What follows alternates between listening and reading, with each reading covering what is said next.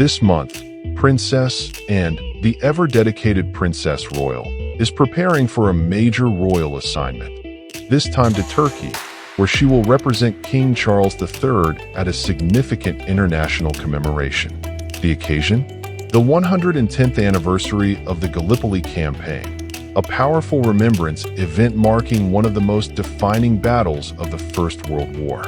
But what makes this trip even more notable is that the Princess Royal will be accompanied by her husband, Vice Admiral Sir Tim Laurence, in what will be their first public appearance together since his injury earlier this year. Sir Tim, a retired Royal Navy officer, had been recovering from a suspected torn ligament, an injury reportedly sustained while working at the couple's Gallipoli Park estate. In February, he was last seen attending an event in Swindon, aiding his recovery with the help of crutches. His appearance in Turkey will mark his return to public life, standing beside his wife on this meaningful tour, carried out on behalf of the king. The Gallipoli Campaign of 1915 was a bold Allied attempt to secure a sea route to Russia by capturing the Ottoman capital of Constantinople. British, French, Australian, New Zealand, and other Commonwealth troops landed on the rugged shores of the Gallipoli Peninsula, only to face fierce resistance and heavy losses. The campaign lasted 8 brutal months, leaving over 130,000 dead and more than 250,000 wounded, and it left a deep emotional scar, especially in Australia and New Zealand, where Anzac Day remains one of the most sacred national observances.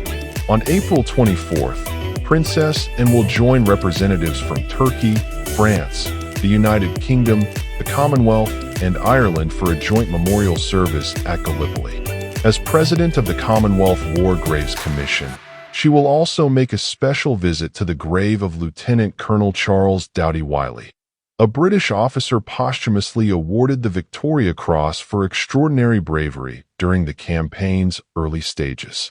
Then, on April 25th, the Princess Royal will attend the Dawn Memorial Service at Anzac Cove, an emotional ceremony that begins in darkness to symbolize the pre-dawn landing of Anzac troops in 1915.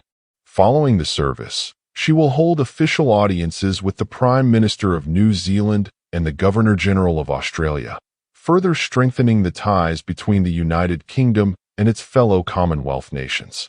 She will then wrap up her official duties by attending the Australian and New Zealand memorial services, paying tribute to the courage and sacrifice of those who fought far from home. This upcoming trip to Turkey will be the second major royal tour of the year. In January, the king's only sister traveled solo to South Africa, taking on the first royal overseas engagement of 2025 while her husband recovered from his injury. On January 21st, she began a 2-day visit, highlighting areas of diplomatic, environmental, and cultural importance. This marked her first visit to South Africa since 2012, when she traveled there in honor of Queen Elizabeth II's Diamond Jubilee. That earlier visit celebrated her late mother's 60-year reign and was warmly received by South African leaders and communities alike. Whether it's in South Africa or at the shores of Gallipoli, Princess Anne's tireless commitment to duty and remembrance remains one of the most admired aspects of the modern monarchy.